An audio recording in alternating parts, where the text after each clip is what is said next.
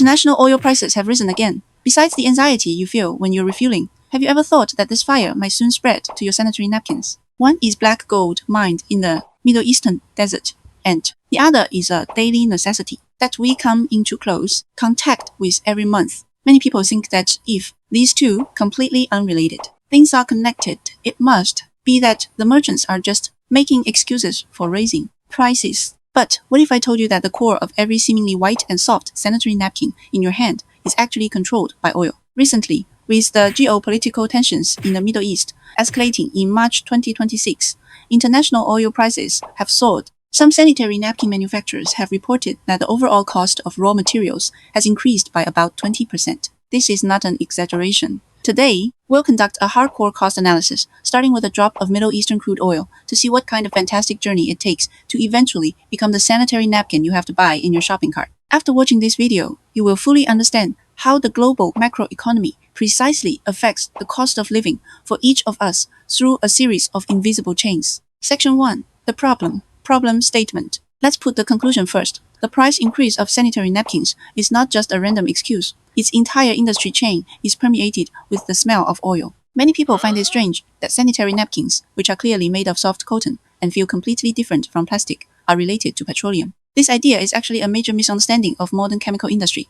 We always think that petroleum can only be used as fuel, burning in engines to power our cars and airplanes. But in reality, combustion is only the most high-profile, but also the least efficient use of petroleum. Its true value lies in its role as industrial MSG, transforming itself through complex chemical reactions into thousands of unexpected things in our lives. Sanitary napkins are a prime example of these petroleum-based products. So, let's stop simply blaming unscrupulous manufacturers. To understand all this, we must turn back the clock to the very beginning, back to that drop of black liquid crude oil. Section 2. The origin, tracing the source, the 72 transformations of oil. Imagine a massive oil tanker laden with crude oil purchased from the Middle East, struggling to cross the Strait of Hormuz. The cargo on board is the starting point of our entire story. Once the crude oil arrives at the refinery, it is fed into a giant distillation tower. Just as boiling water produces steam, crude oil is separated into different components at high temperatures. The lightest part becomes liquefied petroleum gas. The heavier parts become gasoline, kerosene,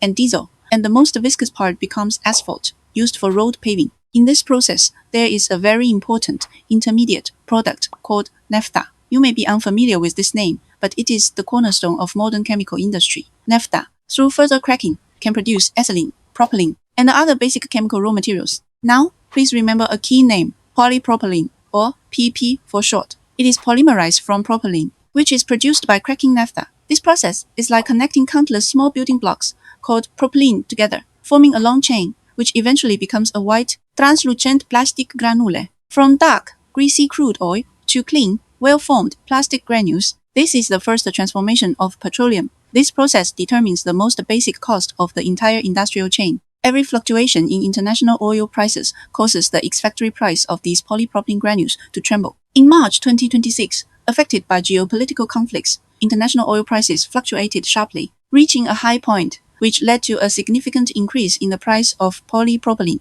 Okay, now we have a bunch of plastic rice called polypropylene. So what does it have to do with sanitary napkins? Don't worry, the next stop on our fantastic journey is about to begin. Section 3. The influence. A fantastic journey from plastic to sanitary napkins. A small sanitary napkin can be structurally broken down into three core parts: the surface layer that comes into contact with the skin, the core that absorbs menstrual blood, and the bottom layer that prevents leakage, and the adhesive strip that secures it.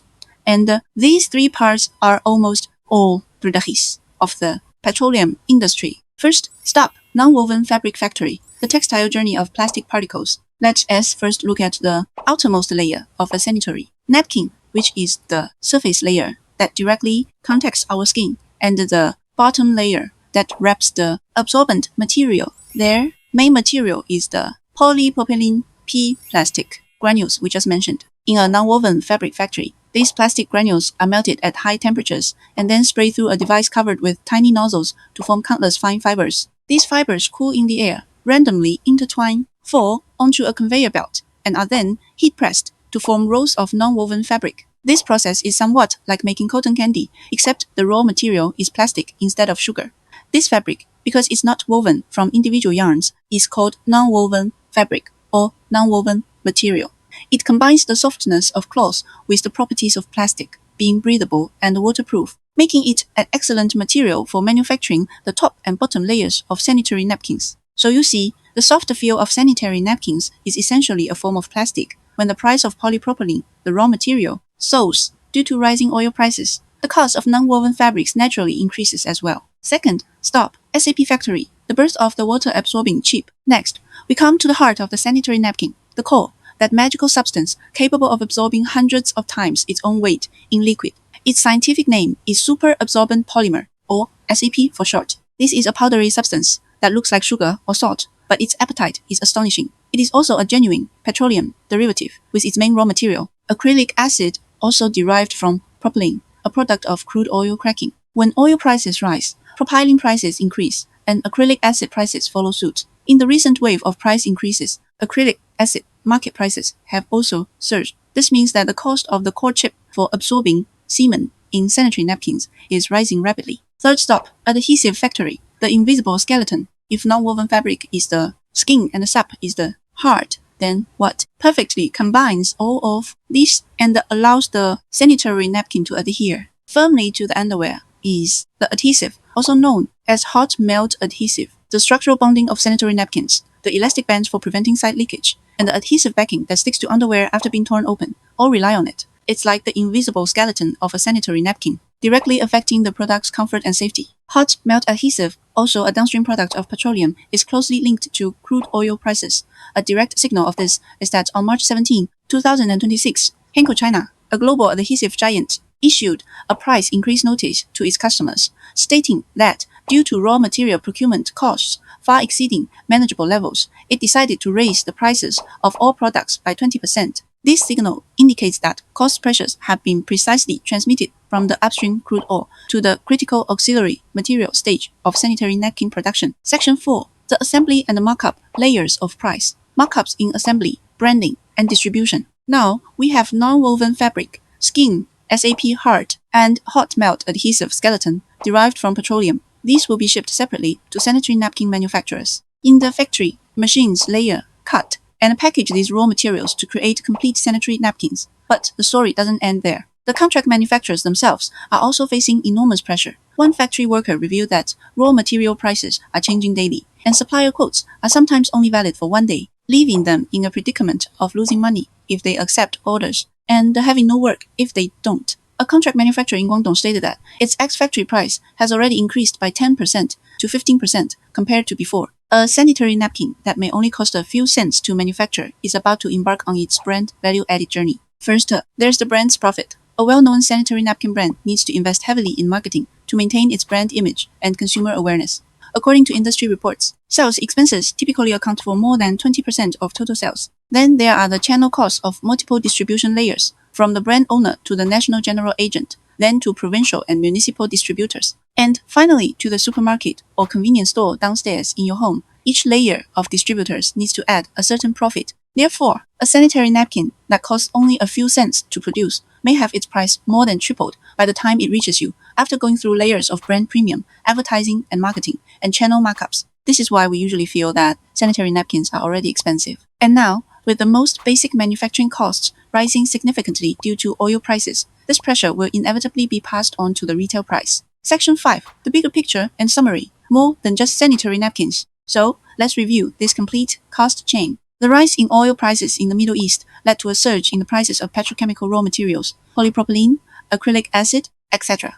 It's greater than the cost of core materials such as non-woven fabrics, superabsorbent polymers, SAP, and hot melt adhesives increased dramatically. Is greater than the ex-factory prices of sanitary napkin OEMs rose. Is greater than ultimately after layers of markups by brands and channels. This pressure was passed on to consumers. Once you understand this logic, you'll realize that it's not just sanitary napkins that are affected. The diapers you use for your baby have almost the same structure and working principle as sanitary napkins. They're both made from petroleum. The mask you wear, especially the crucial melt-blown fabric in the middle layer, is also made of polypropylene. The plastic bottles you use for drinking water, the takeout containers you order, the snack bags you buy. These are all products of polyethylene, PE, or polypropylene, PP. Even the cosmetics on your desk, Many of the moisturizers and emulsifiers can be traced back to the petrochemical industry. We live in an era deeply intertwined with oil. Every slight shift in the macroeconomy, every geopolitical tension will ultimately, like a butterfly effect, subtly impact each of our bills through this invisible industrial chain. Currently, many brands are relying on their existing raw material inventories and have not publicly announced price increases. However, this buffer is time limited. Industry insiders generally believe that there is a lag of 1 to 2 months in the transmission of costs to end consumers. If oil prices remain high, we are likely to see more adjustments to the prices of daily necessities in the near future. So, the next time you see news about rising oil prices leading to price increases in XX, you understand the complex logic behind it. It's not a simple excuse, but an unavoidable objective reality within the globalized industrial chain. Of course, in addition to raw materials, marketing, distribution, channels, and other factors also affect prices. This is one of the reasons why we feel that the gross profit margin of sanitary napkins is high, but the net profit of the brand is not high. What other seemingly unrelated things around you have quietly increased in price? Feel free to share your discoveries in the comments section. If you found this video informative and helpful in understanding the secrets behind prices, please share it with your friend who's complaining about how expensive things are. Let's all become more informed consumers. Thanks for watching, and see you next time.